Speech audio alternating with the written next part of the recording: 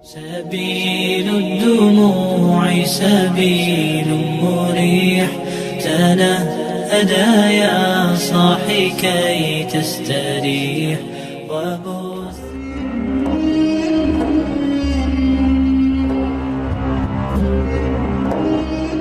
Bismillahirrahmanirrahim.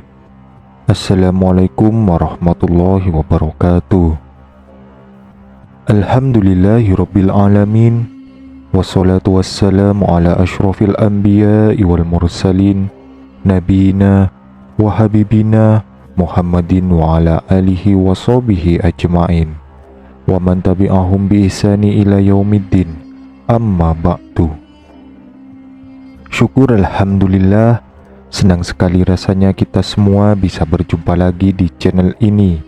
Sholawat serta salam semoga tetap tercurah limpahkan kepada junjungan kita Nabi besar Muhammad sallallahu alaihi wasallam. Allahumma sholli ala sayyidina Muhammad wa ala ali sayyidina Muhammad. Harapan dan doa saya, semoga saudaraku semuanya selalu diberikan kesehatan, dimurahkan rezekinya, serta diampuni segala dosa-dosanya dan dipanjangkan umurnya. Amin ya rabbal alamin.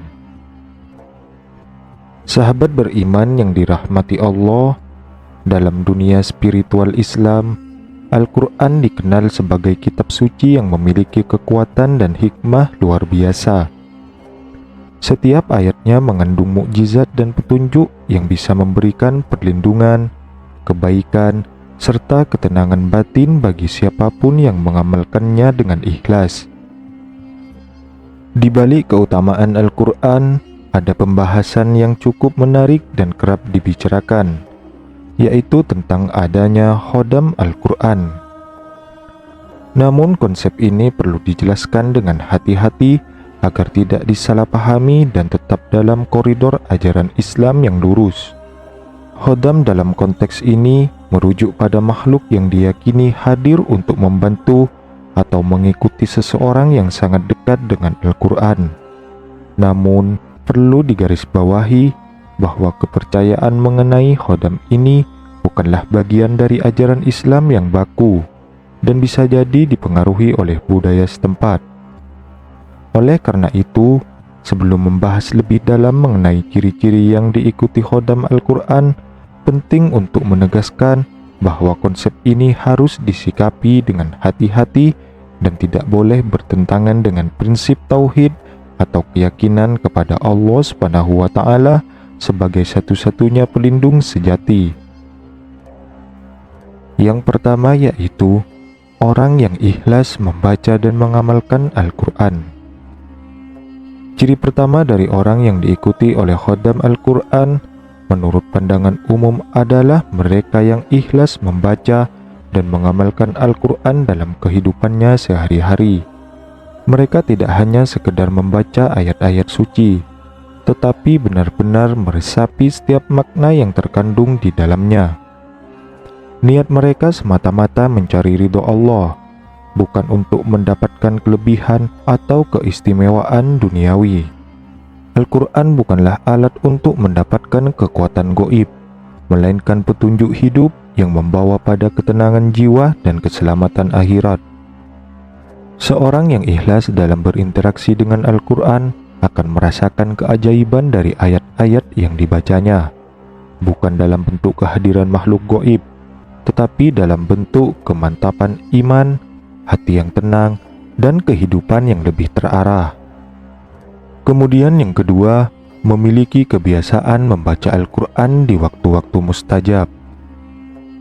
Orang yang sering membaca Al-Quran di waktu-waktu mustajab, seperti setelah sholat tahajud, antara adzan dan iqamah, atau di waktu fajar, dipercaya memiliki ikatan batin yang kuat dengan ayat-ayat Allah Subhanahu wa Ta'ala.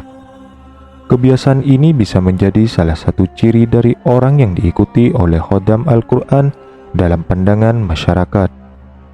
Namun, yang lebih penting dari hal ini adalah bagaimana orang tersebut memanfaatkan waktu-waktu mustajab ini untuk mendekatkan diri kepada Allah. Membaca Al-Quran di saat-saat tenang dan penuh keberkahan akan membuka pintu hidayah dan memberikan pencerahan spiritual yang mendalam. Kemudian yang ketiga, menjaga adab terhadap Al-Quran. Salah satu ciri yang menonjol dari orang yang diikuti oleh khodam Al-Quran adalah sikap mereka yang dalam menjaga adab terhadap Al-Quran. Mereka selalu membersihkan diri sebelum membaca, menyimpan Al-Quran di tempat yang bersih dan terhormat, serta tidak pernah memperlakukan kitab suci ini dengan sembarangan. Dalam Islam, menjaga adab terhadap Al-Quran merupakan cerminan dari rasa hormat dan cinta kepada Allah Subhanahu wa Ta'ala. Orang yang beradab dalam membaca dan memperlakukan Al-Quran menunjukkan bahwa hatinya dipenuhi dengan ketawaduan dan ketundukan kepada Sang Pencipta. Lalu yang keempat, mendapatkan perlindungan dari bahaya gaib. Sebagian orang percaya bahwa mereka yang dekat dengan Al-Quran akan mendapatkan perlindungan dari gangguan makhluk gaib atau gangguan setan.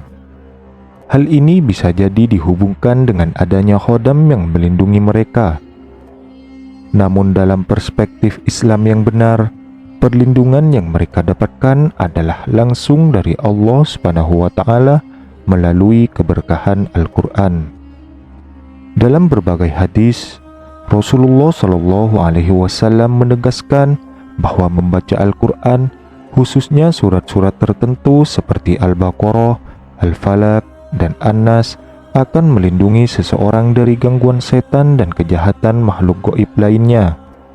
Perlindungan ini tidak harus dikaitkan dengan keberadaan khodam, melainkan lebih kepada janji Allah untuk melindungi hambanya yang berpegang teguh kepada kitab sucinya. Kemudian yang kelima, sering mengamalkan ayat-ayat perlindungan. Orang yang diikuti khodam Al-Quran seringkali diidentifikasi dengan mereka yang rajin mengamalkan ayat-ayat perlindungan, seperti ayat kursi, surat Al-Ikhlas, Al-Falaq, dan An-Nas. Ayat-ayat ini dipercaya memiliki kekuatan untuk mengusir gangguan setan dan makhluk halus. Dalam Islam, mengamalkan ayat-ayat ini memang sangat dianjurkan, bukan karena mengundang khodam, tetapi karena mengandung doa-doa yang memohon perlindungan kepada Allah Subhanahu wa Ta'ala. Ayat kursi misalnya disebut dalam hadis sebagai salah satu ayat yang jika dibaca sebelum tidur akan melindungi seseorang dari gangguan setan hingga pagi hari. Kemudian yang keenam, memiliki ketenangan batin dan aura positif. Orang yang rutin membaca dan mengamalkan Al-Quran biasanya memiliki ketenangan batin dan memancarkan aura positif. Mereka selalu bersikap sabar, tawakal, dan penuh rasa syukur dalam menghadapi setiap ujian hidup.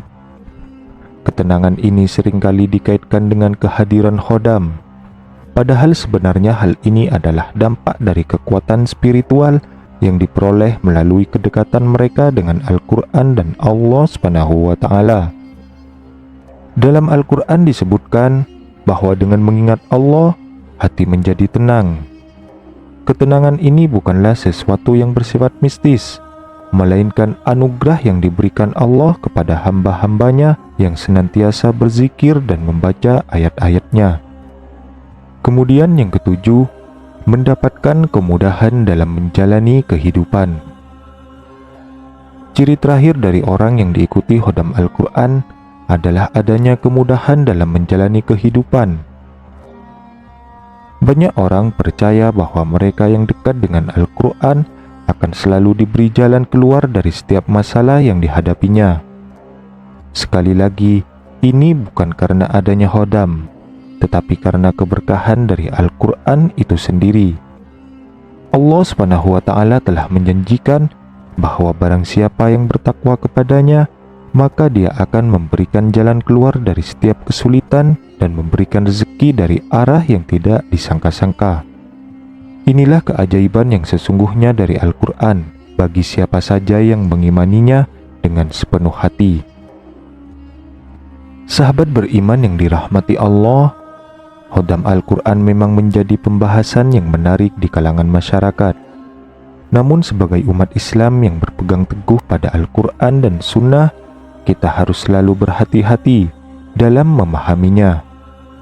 Yang lebih penting adalah mengimani bahwa segala bentuk perlindungan dan pertolongan datang hanya dari Allah Subhanahu wa Ta'ala.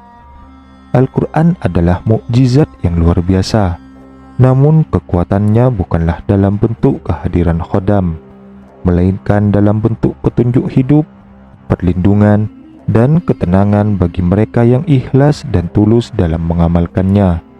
Semoga kita semua termasuk dalam golongan orang-orang yang senantiasa dekat dengan Al-Quran dan mendapatkan keberkahannya di dunia maupun di akhirat nanti. Amin ya rabbal alamin. Assalamualaikum warahmatullahi wabarakatuh.